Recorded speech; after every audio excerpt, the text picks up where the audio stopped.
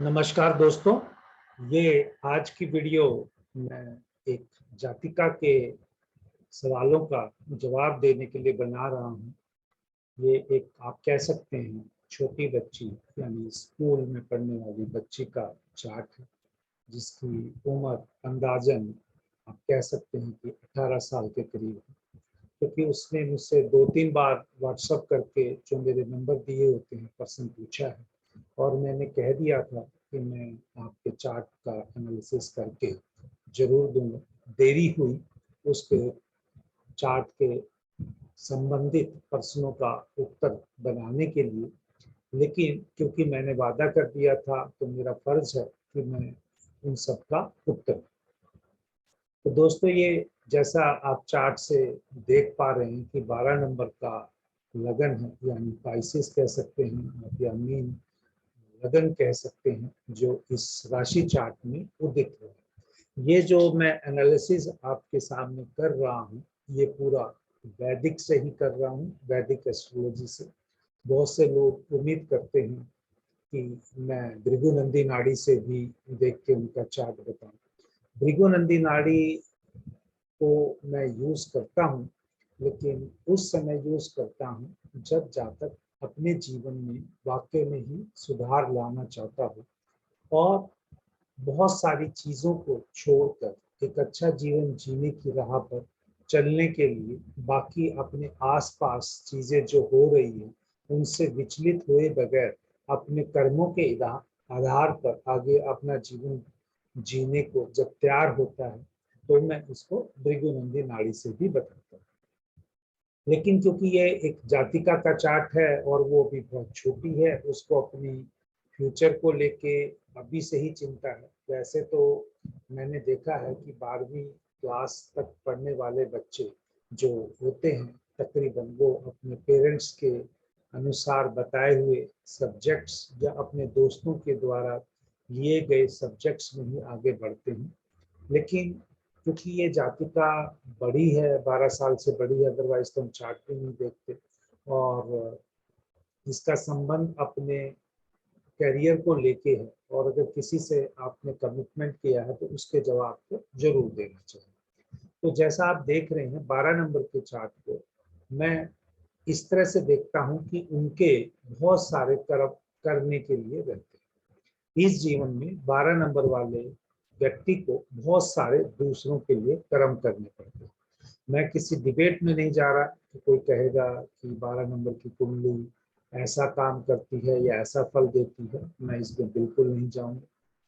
तो जो 12 नंबर की, जो मेरे हिसाब से अपनी प्रैक्टिस के हिसाब से जो आंसर है वो ये है कि 12 नंबर की कुंडली वाले जातक को अपने जीवन में काफी काम ऐसे करने पड़ते हैं जो उनके हम उम्र लोगों से हम उम्मीद नहीं करते, यानी दूसरों के प्रति उनके कर्म हमेशा बने ही रहते हैं।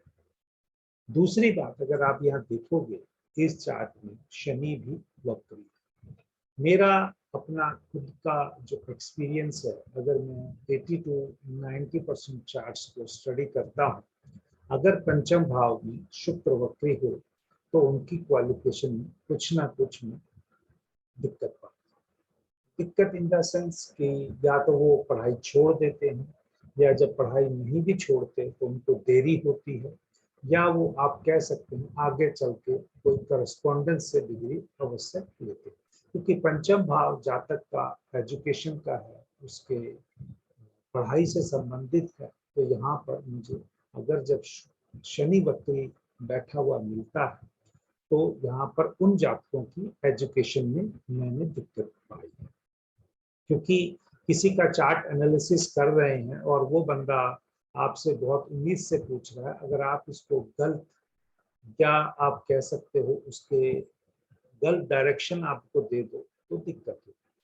तो मेरा कहने का मतलब है, मैं नहीं कहता कि इसकी पढ़ाई रुक जाएगी इस जातिका की, मैं नहीं कहता कि ये कम नंबर लेके आएगी, लेकिन देखा ये गया है कि अगर इनको अपने चार्ट को ठीक करना है या अपने एजुकेशन को ठीक करना है, तो इनको औरों से अपनी बारे में राय नहीं लेनी चाहिए। इनको अपने बारे में औरों से राय नहीं लेनी चाहिए। और सिर्फ जो ये चूज करते हैं उसमें भरपूर मेहनत करनी चाहिए, क्योंकि ये जो दूसरों से राय लेते हैं और उसको फॉलो नहीं करते हैं तो इनके बहुत सारी दिक्कतें आनी शुरू हो जाती हैं। तो पहली जो चीज मैं देखता हूँ, ये जिस जातिका का है कि अगर मैंने बताया कि एजुकेशन में कमी रहती है या एजुकेशन में इनको दिक्कत आती है, तो यहाँ पर मैं आपको ये बताना चाहता हूँ, अगर इस चीज को इनको हटना है, इस चीज से इनको बाहर आना है, तो इनको एक काम करना चाहिए कि अपनी एजुकेशन के बारे में दूसरों से ज्यादा विचार करने की जरूरत नहीं है। जो आपको लगता है कि आपके लिए उचित है, उसको आप पूरा करने में लग जाइए, तब तो आप सरवाइव करेंगे। अगर आप दूसरों से राय लेंगी और उन पे इम्प्लीमेंट नहीं करेंगी तो आपकी और दिक्कतें बढ़ती जाएंगी। तो मैंने यहाँ पर ये चीज बताई। दूसरा, अगर यहाँ पर देखेंगे कि जो शनि जो इस जातक का चार्ट में है, कुंडली में है, वक्री होकर 4 नंबर की राशि में बैठा हुआ है। ट्राइन में जो देखेंगे 12, 4, 8 तीनों जलपथ की राशि है, और शनि जब चंद्रमा की राशि में बैठ जाता है तो एक तरह से बंधन योग या आप कह सकते हैं विष योग का निर्माण भी करता है। तो ये यहाँ वहां से भी प्रूफ होता है कि इनको अगर जितनी ये दूसरों से राय लेंगी और उसको नहीं इम्प्लीमेंट करेंगी तो इन्हीं को दिक्कत आने वाली है। इस चीज से बचने के लिए सीधा यही है कि इनको अपने हिसाब से चीजों पर चलना चाहिए, और जो एक बार डिसाइड कर लिए उसमें बहुत ज्यादा परिश्रम करना चाहिए ताकि इनको उसमें दिक्कत ना आए। दूसरा बात, इन्होंने कहा क्या मैं यूपीएससी का एग्जाम क्लियर कर पाऊंगी? देखिए, जब आपका स्लो है, स्टडी स्लो है, या आपकी मेहनत की जो करेक्टरिस्टिक है वो स्लो है, तो नहीं, उत्तर नहीं। लेकिन अगर आपने इसको ओवरकम कर लिया, अपना खुद का टारगेट आपने बनाया, तो आपकी कुंडली में कंपटीशन के लिए विपरीत स्थिति बनी हुई है, यानी विपरीत राजयोग बना हुआ है, तो हो सकता है हाँ जरूर आप उसको क्लियर कर पाए। मतलब कहने का है कि आप हो सकता है कंपटीशन क्लियर करें, लेकिन कंपटीशन क्लियर करने के लिए आपको क्या करना पड़ेगा?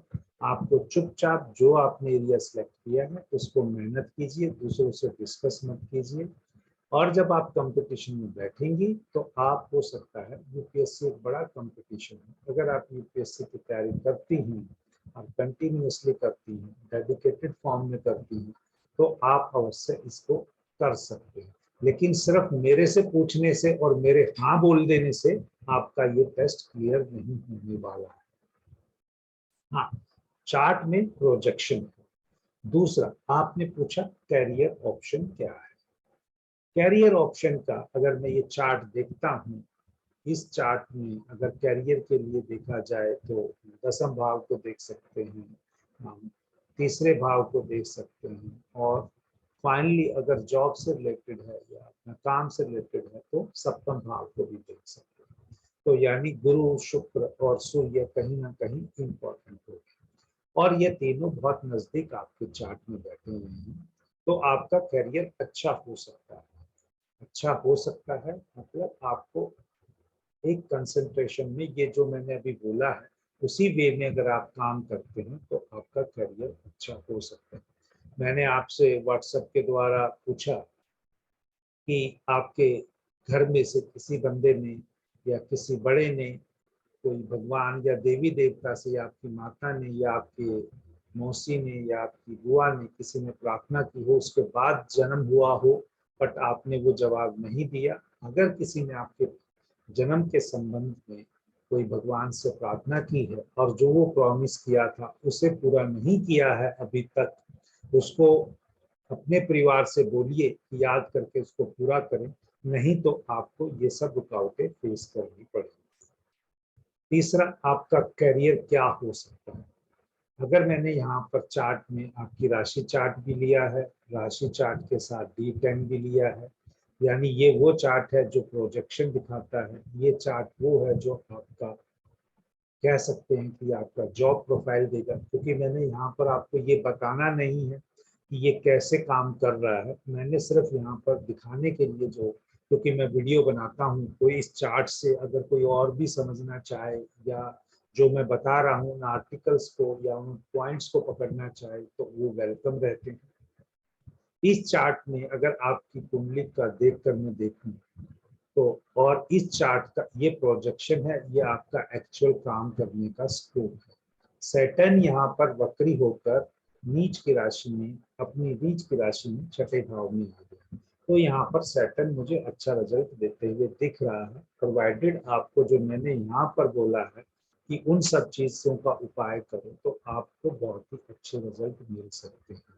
यानी ये चार्ट आपको बोल रहा है कि आप कंपटीशन का टेस्ट क्लियर कर सकते हैं, लेकिन कंपटीशन का टेस्ट जो क्लियर होगा, आप यूपीएससी की बात कर रहे हैं, हो सकता है यूपीएससी की जगह आप किसी ऐसे इंश्योरेंस सेक्टर वाले में या आप बैंकिंग सेक्टर वाले टेस्ट में जो एक नेशनल लेवल पे होता है उस टेस्ट को क्लियर करें। तो इस चार्ट का जो प्रोजेक्शन देखने से मुझे लगता है, इस चार्ट के हिसाब से मुझे लगता है कि आपको बैंकिंग सेक्टर में, अच्छे बैंक में, जो बड़े रिनाउंड बैंक होते हैं, क्योंकि बैंक साफ सुथरे हैं और मतलब हर बैंक में एक डिग्निफाइड वे में, एक कल्चर में काम होता है, तो आपकी जो कुंडली है जो वो यही बता रही है कि आपका साफ सुथरी जगह पे काम करने का योग बनता है। और मेरे अपने एक्सपीरियंस के हिसाब से और मेरे अपने चार्ट एनालिसिस के टेक्निक के हिसाब से मुझे प्रोमिनेंटली आपका जो कैश काउंटर पे जो जॉब है स्टार्टिंग में वो मिलती हुई यहाँ पर दिखाई दे रही है। तो आप उसके हिसाब से टेस्ट कीजिए और टेस्ट कंपटीशन का जब टेस्ट क्लियर करेंगे इस काम को करते करते, फिर आगे आप और फर्दर एडवांस स्टेज के जो टेस्ट हैं उनको क्लियर कर सकते हैं। देखिए, आपको शादी और इन सब विवाह बंधन की आगे चल के छोड़ने की बजाय, इन सब पे ध्यान देने की बजाय आपको अपने करियर पे ज्यादा ध्यान देना चाहिए। जितना आप अपने करियर पे ध्यान देंगे उतना आपके लिए अच्छा है। तो ये दो क्वेश्चन थे जो मैंने आपको दिए कि आपका एरिया क्या हो सकता है। मैंने बोला या तो बैंकिंग सेक्टर आपके लिए अच्छा है या इंश्योरेंस सेक्टर है। यूपीएससी का एग्जाम क्लियर करने की संभावना है, लेकिन पहले इन लेवल के टेस्ट क्लियर होंगे तब जाके आप यूपीएससी की आप यूज कर सकती हैं। बट उन दोनों चीजों को टेस्ट क्लियर करने के लिए आपको मैंने बताया कि अगर आपके परिवार में आपके पैदा होने से पहले किसी ने कोई मन्नत मांगी थी और आप पैदा हुए, मन्नत का अभी वो देवी देवता का शुक्रिया अदा नहीं किया है, उनको याद करके वो शुक्रिया अदा कराइए और उस कमिटमेंट को पूरा कीजिए तो आपके रास्ते खुल जाएंगे। और गवर्नमेंट, तीसरा जो चीज आपने पूछा है वो गवर्नमेंट जॉब से संबंधित। देखिए, अगर यूपीएससी मिलेगी तो गवर्नमेंट जॉब है। अगर यूपीएससी क्लियर नहीं होता, मैंने बोला इंश्योरेंस सेक्टर है या बैंकिंग सेक्टर है, वो एक बहुत ही फेमस बड़े इंस्टीट्यूट का आप कह सकते हैं, वहाँ पर सूर्य का रोल रहता है, सन का रोल रहता है। तो अगर आप उन सब चीज़ों को देखें तो मैं गवर्नमेंट जॉब की तो स्टार्टिंग में एकदम पहली जॉब आपको गवर्नमेंट जॉब ही मिले, इस चीज़ के योग हैं, लेकिन वो पहली नहीं, गवर्नमेंट जॉब पहली ना होके आपको दूसरी जॉब गवर्नमेंट जॉब मिल सकती है। तो आप अगर समझदार हैं और जो मैं आपको बता रहा हूँ उस पर विश्वास करते हैं तो आपके लिए तीन चीजें मैं बता रहा हूँ, तीन चीजों को आप फॉलो कीजिए। पहला, आपने अपनी पढ़ाई के बारे में किससे डिस्कस नहीं करना है। जो आपने सोचा है उसको ईमानदारी से, मेहनत से पढ़ने से लग जाइए, क्योंकि आप राय सबकी लेती हैं, लास्ट में मानती किसी की नहीं, अपने जो दिल में होता है वही करती। ऐसा करने से आपको नुकसान होगा, ऑलरेडी आपको नुकसान हो रहा होगा। अगर आपने 12वीं के पेपर दिए होंगे तो इसी वजह से आपके 12वीं की परसेंटेज भी कम आई होगी, रिजल्ट भी या आएगी। अगर मैं ठीक बोल रहा हूँ तो आप इसको बाद में प्रूफ भी कर सकते हैं या मुझे बता सकते हैं। दूसरा जो आपने बोला, दूसरा जो मैं बोल रहा हूँ कि भी आपको पहले जो यूपीएससी की तैयारी कीजिए, लेकिन यूपीएससी की तैयारी करते करते आप पहले बैंक के या आपके इंश्योरेंस सेक्टर के एग्जाम क्लियर करके, ग्रेजुएशन करके उनमें जॉब लीजिए, उसके बाद आप यूपीएससी का क्लियर कीजिए तो आपको यूपीएससी का भी मिल सकेगा। अब आता है, ये सारा सीक्वेंस बताया और जब मैंने आपको वादा किया कि मैं आपके बारे में बताना भी चाह रहा हूँ, अभी आपकी प्रेजेंटली जब उम्र अगर 18-19 साल के आसपास है, सैटर्न केतु वीनस का पीरियड चल रहा है। जब आपका सैटर्न वीनस सन का टाइम आएगा, सैटर्न वीनस सन का जब टाइम आएगा अराउंड 2026 जब स्टार्ट हो चुका होगा, आज हम 2022 में हैं, यानी आज से 4 साल बाद तब आपके ये जॉब मिलने के चांसेस हैं। अब इसमें सैटर्न वीनस में आपको जॉब मिलेगी, लेकिन गवर्नमेंट जॉब कब मिलेगी वो हम बाद की बात आगे की। पहले आप अपने पढ़ लिख के पाँव पे खड़े हो जाइए। यूपीएससी कब क्लियर करेंगे तब उस टाइम पे देखा जाए। हाँ, ये इस टाइम पे आपको सैटर्न वीनस सन के पीरियड में गवर्नमेंट जॉब मिल सकती है, या आप कह सकते हैं एक पब्लिक सेक्टर में आपको जॉब मिल सकती है।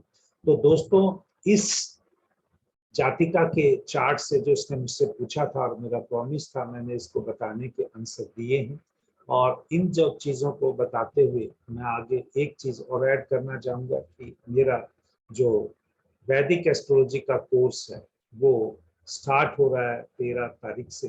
ये शाम 8:30 बजे से, रात 8:30 बजे से कोर्स होगा। इसकी जो क्लासेस हैं नॉर्मली जो मैं करता हूँ कंडक्ट, वो यहाँ पर थर्सडे और संडे लिखा है, लेकिन ये जो क्लास है बेसिकली ये यहाँ पर थर्सडे और सैटरडे को, संडे को नहीं, क्योंकि वो संडे को मैंने फ्राइडे और संडे जो है मैंने अब भृगुनंदी नाड़ी के लिए फिक्स कर दिया है। तो ये कोर्स बेसिकली थर्सडे और सैटरडे चलेगा। अगर कोई इंटरेस्टेड है और ज्वाइन करना चाहता है, 3 महीने का कोर्स है। इन नंबर्स पे मुझसे ईमेल करके या इस ईमेल आईडी पे ईमेल करके या फोन पे मुझसे डायरेक्टली बात कर सकता है या व्हाट्सएप कर सकता है। कोर्स कंटेंट यहाँ पर लिखे हुए हैं और मैं हर किसी को अब एस्ट्रोलॉजी नहीं पढ़ाता हूँ। अगर वैदिक एस्ट्रोलॉजी जो पढ़ना चाहता है उसका जुपिटर या बुध मेरे चार्ट के साथ, जुपिटर या बुध के साथ मैच करना चाहिए, एक्सपेक्ट के थ्रू, कंजंक्शन के थ्रू, या आप कह सकते हैं दृष्टि या युति के साथ, या राशि परिवर्तन के साथ, तभी मैं उसको पढ़ाता हूँ। तो दोस्तों, उम्मीद करता हूँ कि चैनल पर जो मैं आपसे आकर जो टॉपिक पे बात करता हूँ आपको पसंद आ रहे होंगे। तो आपसे ये भी उम्मीद करता हूँ कि चैनल को सब्सक्राइब करेंगे और उसको जो बटन है, जो बेल बटन है, उसको भी आप एक्टिवेट करेंगे ताकि जब भी मैं वीडियो अपलोड करता हूँ वो आपको मिलती रहे। तो दोस्तों, इसी के साथ मैं आपसे विदा चाहूँगा, जय श्री राम बोलते हुए, ताकि आपका प्यार इस चैनल को ऐसे ही मिलता रहे। जय श्री राम।